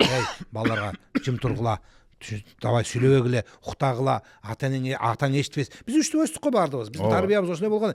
Бул сөзүңдү атаң эчтибесин, бул бузукулугуңду атаң эчтибесин. Жым эле жүрү, мынтип жүргүлө, атаң ооруп атат. Бар деп конок келип атканда кандай болот? Жаман болдук ошондон. Азыр биздин бардыгын билет. Биздин бала баары ушинтип койдук, аялыбызга сүйлөбөйбүз, мой сынок дегенин акыры ошо болуп атат. Будан темадан алыстабасак, анда албетте токол жөнүндө дагы абдан популярдуу суроо болуп атат. Дин ошого кандай карайт? Токол алса болобу, экинчи, үчүнчү аял алса болобу деген суроо. Токол алатын адам өзүнүн кызын токолго бериш керек. Бул менин сөзүм. Берип көрчү да. Берчи, докун жетеби? Бүкүл айылга, бүкүл элге, бүкүл соц тармактарга чыгарып көрсүнчү. Баланча кызын токолдукка берипти. Жерге кирип кетесиң. Кандай диндар болсо да битти беле. Кому хочется. Жакшы эле кудалардын ичинде мынтип отуруп, нормальный болуп чыгат. Ким алат? Анан кийин бизде токолдордун даражасы кандай? Бесправда, птичьи правада келет да. Биринчиси оозун жап, токол менен сүрөт салбайт эч жерге. Эмне үчүн коркот? Токолду көрүп калбаш керек. Эжеси бир жигит кепти, чоң бир кызматкер, токол алам деп. Мен карап турдум да токолуна айттым, сен токолго жарыбайсың дедим. Келбейт сенин килограммдан. Эмнеге үйтүп айтасыз дейт. Сен дедим бир семиз экесиң дедим. Эмне болот деді. Биринчи аялы билген кезде сени кууган кезде чуркаганда сен кача албайсың могу маймен дедим. Сен чачың жулат дедим. Ал билбейт биринчи аял дедим. Билген кезде качышың керек дедим. Сен кача албайсың могу маймен десем. Турду да ага каратты. Билбейби ал дедим. Билбейт. Билбесе мен да кеттим деп кетип калдым. Ушундай болгон. Нормальный болуш керек. Ачык эле алсаң. Албайсың анда унчукпай эле ошо. Бир Курандагы аятта бир ана биз баш жагын жаттап алганбыз. Аяк жагын аялдар билиш керек. Бул аятты айтпасаң. Ниса сүрөсүндөгү аят. Ниса сүрөсүндөгү аят. Ар-rijālu qawwamūna 'ala an-nisā. Fankiḥū mā tāba lakum min an-nisā'i mathna wa thalatha wa ruba'. Ер адамдарга Аллах Таала 2, 3, 4 аял алууга рухсат дейт. Ушу жерде. Ушу аят, аяттын баш жагы. Эми улантысында бир вахид Аллахта бир аялың жакшы дейт. Биринчи аял жакшы. Ушу бир аял менен калгының дейт. Бирок алам десең рухсат дейт. Эми шарттарын түшүндүрүп берет, кандай түзүп берет, кандай шарттар болуш керек. Бизде ашын шарттын бирөө деле жок. Просто мечта менде да айтат, жигиттер токол алгыбыз келет дейт. Болот, жаным болот. 85 келгенде, аласың Кудайга арман кое бер, өзүңө мотивация болот. 85 дейин өлүп кетпейин деп өзүңдү кармап, спорт менен заниматься этип, абдан эле күтүп жүрөсүң. 85 келгенде иншалла Кудай бурса өлүп кетпесең, алып берет сага балдарың. Абдан жакшы болот. Умнуйлар аяттын биринчи жагын окуп, экинчи жагын атайын унчукпай барат да. Ошондой. Бизде ана мечитке барган эркектердин баары ошентет. Убагызда окуп келет да, аялдарга молдо бүтүп айтты. Молдо силерге айтты, ошо тозокко түшүрөсүңөр, бүтөсүңөр деп өзүнө керек информацияны айтат дачы. Эмнеге түшүш керек? Динне валакад каррамна бани адам, Аллах Таала мукаррам еттим дегенде эркектерди деле айтты. Жок, эркектерди, аялдарды айтты, экөө деле. Урматы болуш керек. Аялдардын урматы, ол энелердин урматы. Биз айтабыз, мен өзүм деле айтам, кыз окуса, ал үммөт окуйт. Бир жигит, сакалчаң жигит, намазкан жигит мага айтат, Нуреке болсо кызымды окутам дейт да. Окутуш керек, кызды окутуш керек. Наоборот, кыздар окутуш керек дем. Жок, эмне үчүн окутасың десем, ал вдруг ажырашып кетсе, ошо диплом астырайт аны дейт. Кокуй. Сенин кызың биринчи күйөөгө тийсин да биринчи. Сен жакшы эмнеге ойлобойсуң? Ал тынып кетсин, бакыттуу, убактылуу болсун деп. Сен эмнеге ажырашууду коюп атасың? Кудай билет да. Сен жакшы ойла. Кудайым тастай батып суудай сиңсин деп айтпайбыз. Ошону жакшы ойло дедим. Дурус дейт да. Сол сыяктуу бизде бир түшүнүк жакшы болуш керек. Жакшы ниет. Ошо ниетке карай амал түзүлөт. Тарбия жөнүндө айтып калдыңыздар. Дагы бир чоң көйгөй өзгөчө Кыргызстанда бул миграцияга кеткен үй бүлөлөр балдарын бияка таштап кетип атпайбы? Чоң апасына, там өзүнүн сиңдисине, карындашына, анан тарбия албай калып, ушул тарбиясына жетишпей атат деп. Эмнеге өйтүп айтасыз? Эмне атасы болбогондор тарбиясыз болобу? Жок. Тарбияны азыраак алып калган, көңүлдү азыраак алып калган. Жок. Иса алейхиссаламды эч ким тарбиялабаган. Иса алейхиссалам атасы деле болбогон, энеси болгон. Адан кеп балдар бардыгы кеп сурайт экен, сенин атаң жок, сен ким тарбиялат деди. Бирөөдөн үйрөндүм деди. Бирөөдөн катасынан үйрөндүм деди. Бизде атасы жок мындай эле балдар өскөн, мамлекетте кызматта жүрөт, муфти болгондор деле бар. Атасы болбогон. Биз ошондой сөздөн чыгышыбыз керек. Атасы болбогондор жаман бала болот деп. Бизден тексиз, андан кийин тастанды деген таштап кеткен балдар бар. Мен ошодан бир 10 жок 20-30 жыл мурда бир статья жазган элем, ал кезде газет, ошо тастанды деген балдар. Балдарды таштап кеткен балдар тарбиясыз болот. Элдин ичинде да ошондой сөз бар, ана имам болбойт деген. Имам болот, муфти болот керек десең. Тарбия көрсө болду. Просто тарбия көрүш аз эле болуп калышы мүмкүн. Азыр биздин кээ бир эркектер, атасы бар эркектер, арак ичип домолоп жаткан эркек тарбия береби? кичине туура эмес түшүнүп калдыңыз, туура. Аныңызга толук кандуу кошулам, ал жөнүндө да окугам, бирок атасы дагы, энеси да жок өсүп калгандар болуп атпайбы? Барыбір мамлекет тарбиялайт, молдолар тарбиялап атат. Молдолорго апарыңыз, мешітке біздің қазақ қырғыз салтында бар емес пе? Баланы апарып беріп молдоға еті сенки сүйегі менки деген. Ошо молдолар тарбиялаган, мектеп тарбиялаган. Эмнеге молдо бізде молдо жок болсо, медресе жок болсо, школда тарбиялаган. Тардай бір көп, тоодай болып шыққан элепке. Мектепте эле тарбиялайт. Мугалим келатканда, директор келатканда, мен эсимде бар. Бесте директор монтип жүргөндө, ошо директор тамак ичеме, ичпейме деп ойлойтун. Казыкта эле жүрөт мынтип. Мына урмат.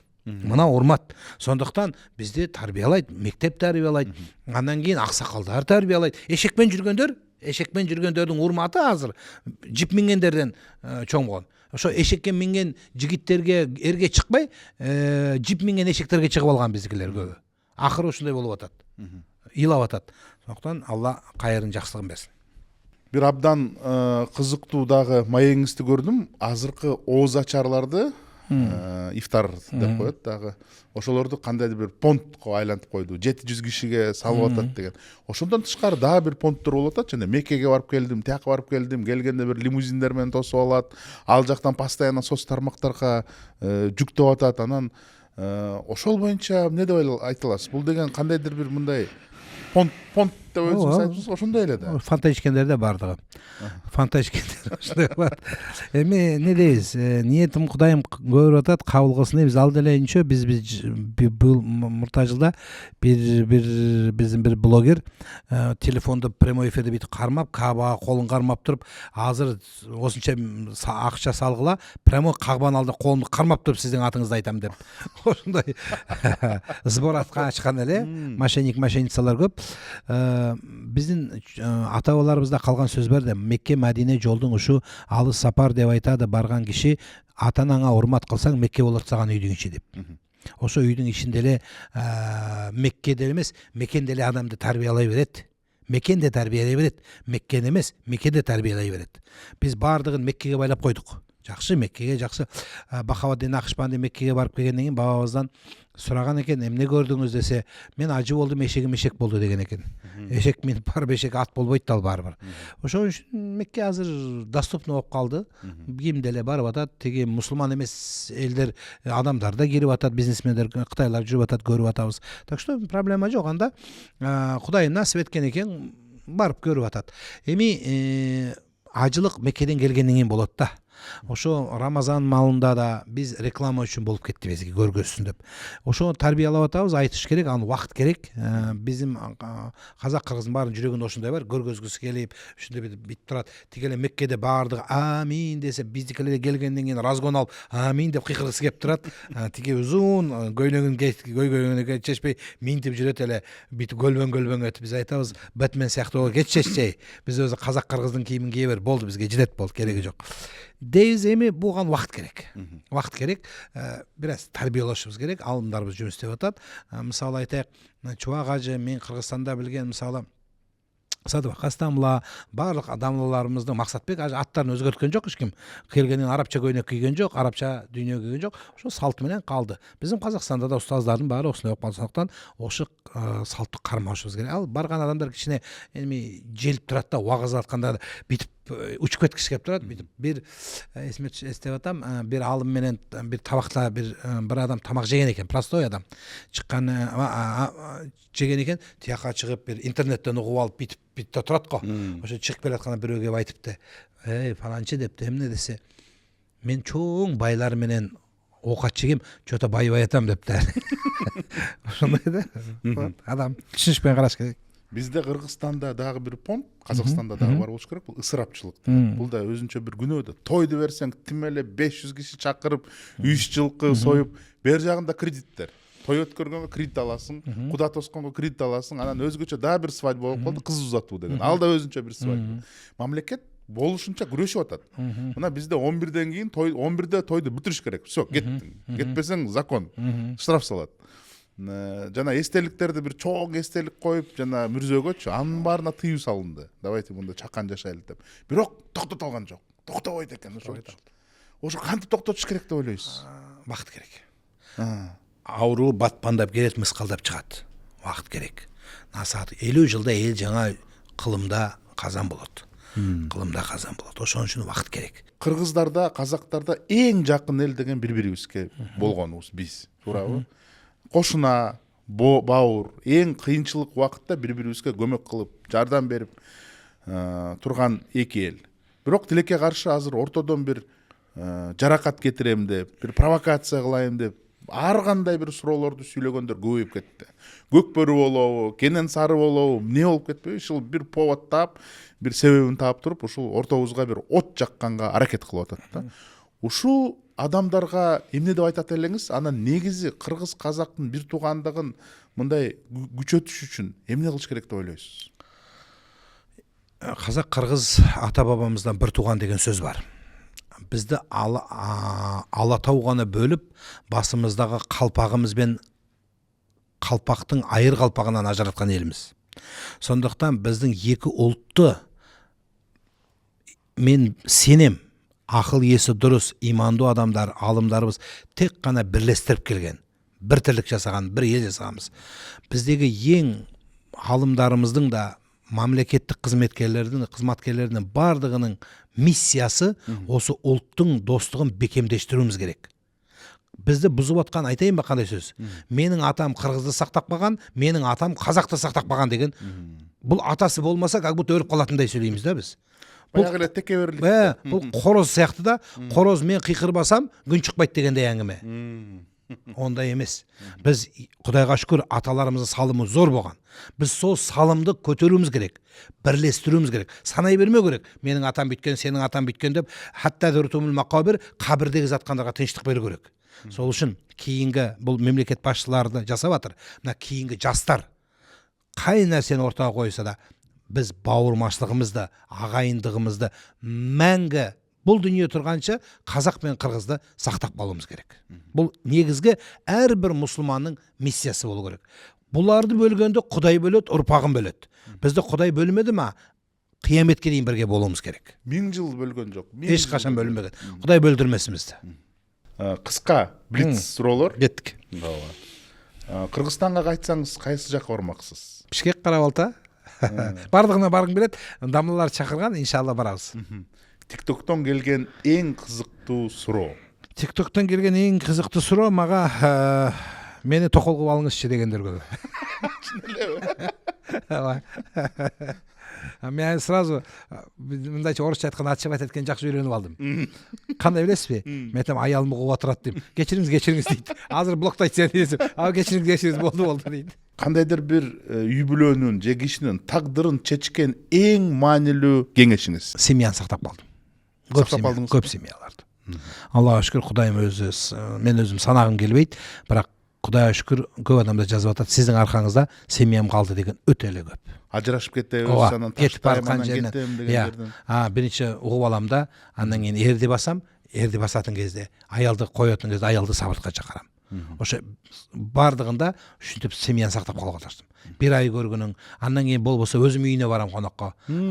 Ошо айтам, мен барам сен үйлеріңе дейм. Ет бар бе дейм, беғар дейді. Тойып тұрсам дәлем барам специально. Чтоб эмне үчүн экөө кухня барып даярданат да. Аяқтан барлашат, примирение башталат. Мен келемде кайрада окуп экөөнү урсуп, мен азыр сондай сүрө окуйм дейм. Молдадан қорқат да барды. Мен айтам, егер ұрыссаңар, оозуңар кыйсайып калат, Аллаху акбар дейм. Кой малды ұрыспайбыз дейді. Ошо мушташпагыла дейм. Сонымен коет. Эркекти канча басам, айтам, эркексиң го сен. Кой дейм, коет.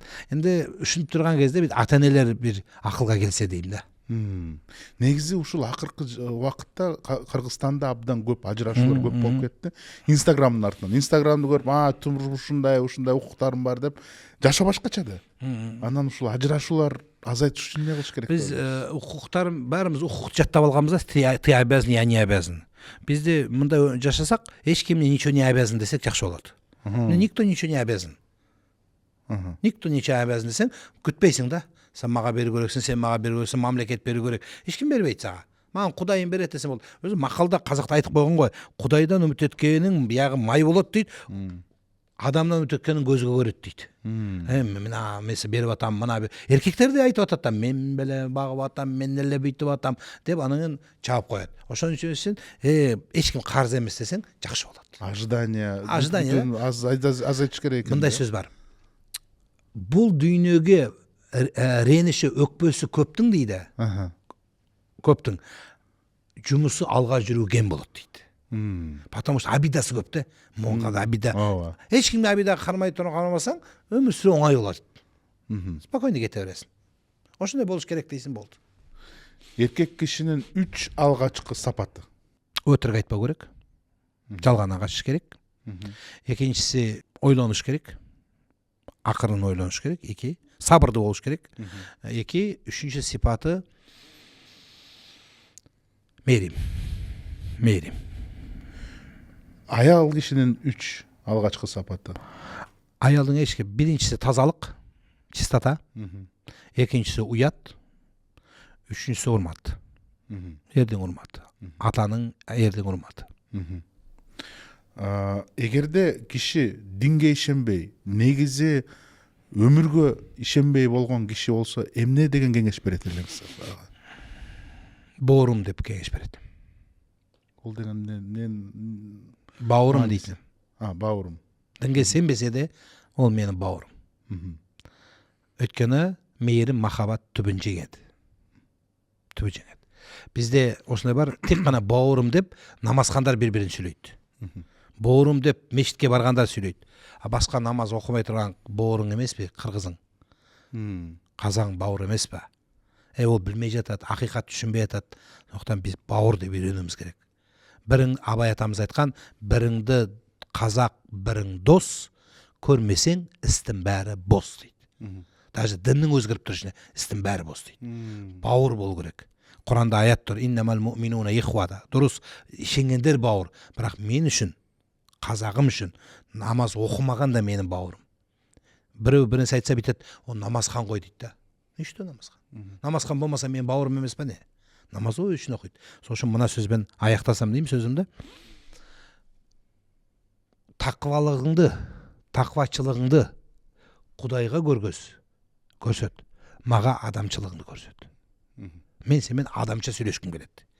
Мен намаз оқиым, мен 14 жол ажыға барғам, мен мындаймын, мен мал соям, мешіт салғам деген керек жоқ. Біз істедің Құдай үшін, Құдайдан қайтады, мен чисто адамша сөйлеш. Адамы қасият қалыш керек, болуш керек. Акыркы суроом мындай болот. Белгилүү Орусиянын журналисти Познер Владимирдин өзүнүн маегинде эң аягында бир суроо берет. Ошол суроону сизге берейин деп атат. Бир күнү Алла Тааланын жүзүнүн астына келгениңизде эмне деп айтасыз? Кечир дейм. Кешірім сұрайм. Билген, билбеген күнөөңүз бардығына кешірім сұрайм. Өйткені Аллах Таала, Аллаху Карим, Аллаху Рахим, Аллаху иннека афун каримун тухиббул афва фаъфу ан. Аллах Таала кечиргенди жакшы көрөт, мени кечир дейм. Алланын кечиримдигине сөзсүз ишенем. Сиз менен бүгүн журналист Семетей Аманбеков жана имам Нурлан Байжигит уулу болду. Рахмат.